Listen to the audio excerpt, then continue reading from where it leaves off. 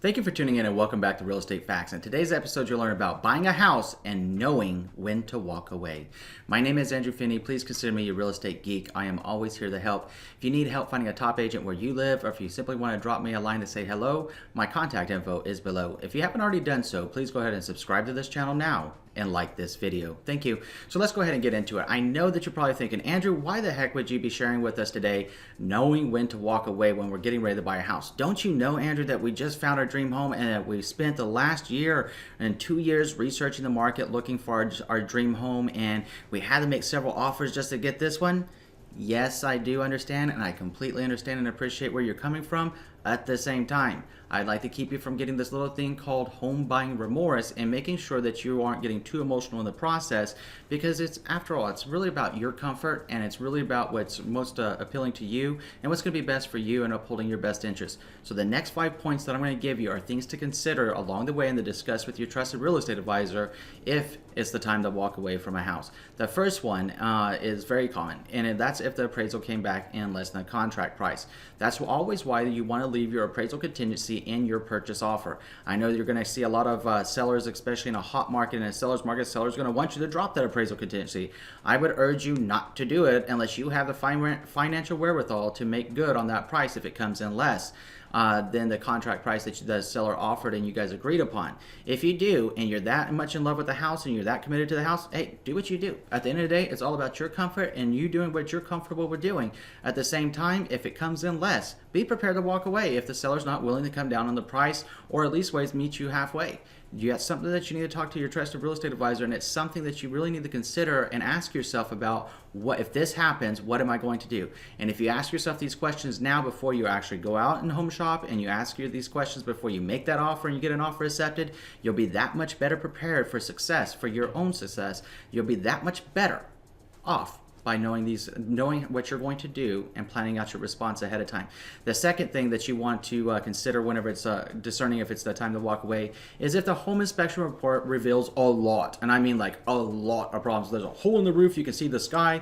I mean, heck, if you had a telescope, you could see the stars, right? You could see Jupiter out of the hole in the ceiling and the roof. That's a problem. Or if it's like Niagara Falls coming in when it rains, that's a problem. So, you know, if you have a cracked foundation, and I'm not talking about the little bitty cracks that are thinner than like a dime, I'm talking about substantial cracks where you could put your hand into the foundation or such, you need to be aware of these things, because those things could cost a lot of money to fix. And if there's a lot of stuff coming up, it's the difference between a fixer-upper and a complete rehab, or hey, sometimes it might be better just to tear it down and rebuild it situation. So if the home inspection reveals a lot of stuff, and we're not talking about cosmetic stuff, it's just like we get ready for work. Look, I'm dressed up, I got my nice little shirt on and everything, my teeth are brushed, my hair is fixed, so, you know, cleaned up and all that stuff, right? Well, we all go through maintenance, and this is all cosmetic, right? So it's important to think about the same thing whenever it comes to a house. A house is always going to have some type of a cosmetic issue, because over time, I mean, think about it. Your house is exposed to the elements on the exterior of the home, and the interior is exposed to how you live in that property. There's always going to be something cosmetic. Nothing that a coat of paint can't fix, something that a new flooring can't fix. You know, all those things can fix a lot of issues with your cosmetics by simply doing home maintenance and going through and making a honey-do list and doing it yourself, because most home maintenance can be done that way. Just know whenever it's time to call in a professional. Just know that. If you've got to call in a trade for electricians, plumbers, roofers, and stuff like that, definitely call in the tradesmen that do that for a living to make sure that everything's done correctly. That being said, going back to the initial points on the home inspection, if it's an issue with the roof, if it's an issue with the foundation, if it's an issue with anything that's really, really major, maybe an unpermitted structure or something like that, you need to really know in your mind of mind and heart of hearts if that's going to be something you're comfortable with and you're prepared to fix from day one. And I say that because, look, sometimes we walk into situations with homes and stuff, and we know there's going to be problems by looking at it, but we don't always know exactly how many problems are going to be with it until the home inspection takes place. And to you and to me, you know, it might be different things. You know, you see something like a hole in the roof, you might be saying, okay, not a biggie, we'll ask the seller to fix it. If they fix it, cool, but if they don't, we'll fix it. And I might agree with you, because I've done it myself whenever I bought one of my houses, where I was like, hey, you know, it is what it is. It's a nice house, and I'll just make sure that I take care of it going forward. Seller didn't have the financial wherewithal at the time that I purchased that home to really help, but they did drop the price on the home, which I thought was nice. So that's another thing to consider. Sometimes if the seller is financially unable to make certain repairs, they might be able to renegotiate down a little bit off of the home inspection report if it's significant enough. Something to think about, something to talk about amongst yourself, and something to know the answer to before you get into contract. The third thing that you want to be considering is what happens if you made a compromise and it just doesn't feel right anymore. And you might be wondering, well, Andrew, what kind of compromises are you talking about here? I'm talking about, when you're out there looking in the market and you're getting discouraged. You may get discouraged. You're like, I saw this home, I really loved it, but I couldn't go see it until the weekend because that's when I was off, and it came on the market on a Tuesday, and now it's in escrow on a Friday. That can be frustrating, and I completely understand and appreciate where you're at and where you're coming from with that, and it's okay. The right house will come along for you. At the same time, if your list of must-haves are so extensive and so exhaustive that the house just doesn't exist anywhere in the country at the price range that you're looking in, that's another story altogether about learning to be realistic about your expectations of a house. At the same time, and that being said, right, whenever you make compromises, let's say that you really need to have a 4-bedroom home. And let's say that you really need to have that 4-bedroom home because your family is going to be living with you, or maybe you have kids and you need rooms for each of your kids, or maybe you needed an extra room for an office because you work from home or some situation like that, and you decide, well, if it wasn't a 4-bedroom, we could go to 3-bed and a den, and that's kind of a compromise. And especially if one of those options was to have it for a home office, that would work just fine. Now, let's say that you go to a 3-bedroom, and let's say that you really needed a little bit of a larger floor plan. Let's say that you needed at least 1,800 square feet, and the house that you were able to get an offer accepted on was 1,400 square feet. That's pretty significant. Are you really gonna be that comfortable? You gotta be honest with yourself. You really do. If it's one thing like, hey, I wanted a spa-like shower and all that other stuff, well, guess what? You get ready to, you move forward and you close on that property, you can put your spa-like shower in yourself. Now, if that was an absolute must-have, just being upfront with you, depending on the market you're in, that may or may not exist. And if it does exist, it may or may not exist in your price range. But it's something that once you take ownership of that property, you can always renovate later on. Whenever we're talking about compromises that don't feel right, these are compromises that you make about the core of the must-haves, not the must-wants, not the wish list, but the must-haves. And it's important to know the difference between the two. There's absolutely what you need in your home, and then there's absolutely what you would love to have in your home. They're two different things. And I would urge you and strongly encourage you to write down both.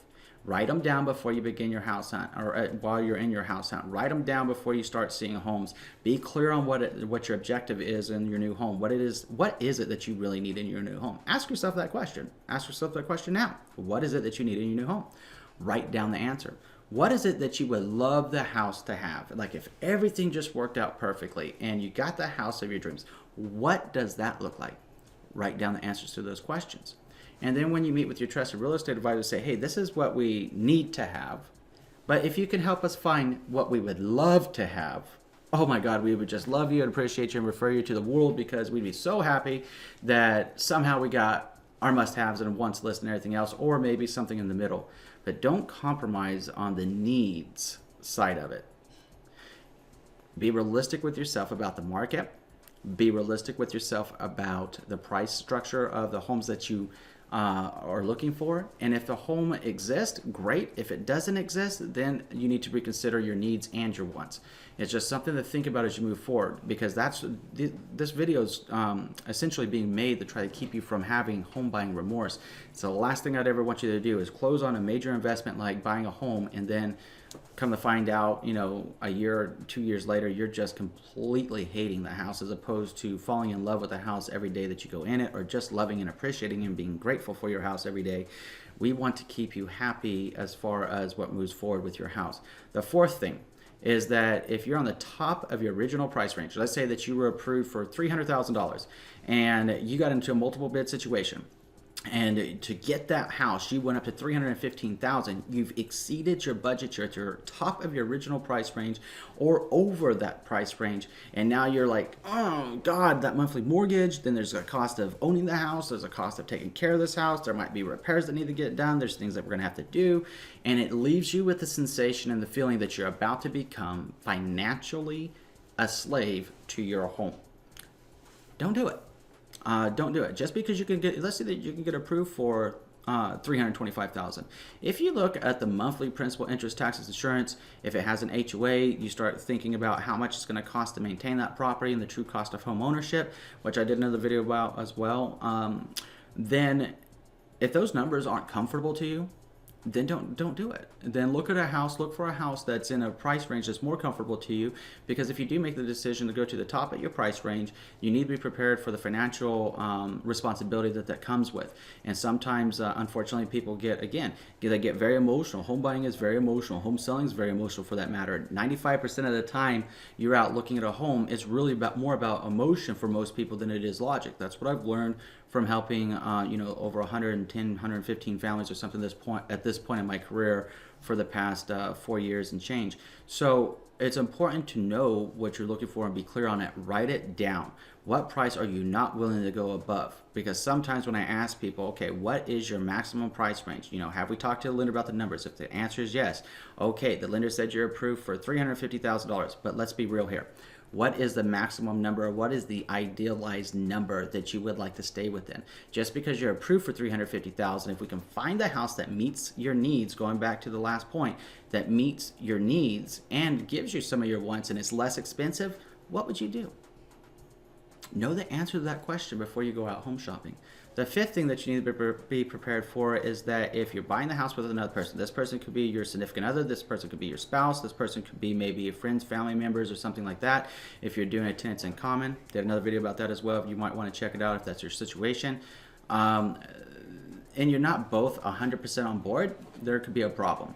Because you guys need to be on lockstep with each other, know who's doing the shot call. And if you're both doing the shot call on the house and saying, hey, this is the house, we're moving forward on it, you need to be speaking with one voice, with one commitment, with one consistency moving forward so that you guys are both on track and there's no infighting and there's no issues and it doesn't become a difficult or a bad experience for you. Make sure that you're both on board. If you're not both 100% on board with the house that you're considering, maybe you need to just leave it where it is and let somebody else buy it that is 100% about it. Now, it's your turn. Tell me which one of these 5 points that I mentioned in this video are most significant to you and have opened your eyes in an entirely new way that's going to help you from making a mistake when you buy your next house. Was it walking away whenever the appraisal was low? Was it walking away if you made too many compromises to your needs list? Or was it the last point when we're talking about not being 100% on board with the person that you may be purchasing a house for? Tell me about your thoughts and share it with our community in the comment section below. Thank you. I'm going to go ahead and put my contact information up right now, so if you have any questions about this, you want to share your story with me, or if you need help finding a top agent where you live, or maybe you just want to say hi, so you can feel free to reach out to me. My contact information's up. Looking forward to hearing from you. Now, if you would like to continue seeing these wonderful videos that help you and giving me more ideas on how to make more for you, I'm going to ask you to do 3 things. Number 1, please subscribe to this channel. Number 2, please like this video. Number 3, please share this video around with someone you know it's going to be able to help. Thank you so much for watching today, and between now and next time, I'm wishing you and yours a lifetime full of love, wealth, abundance, and happiness. Thank you.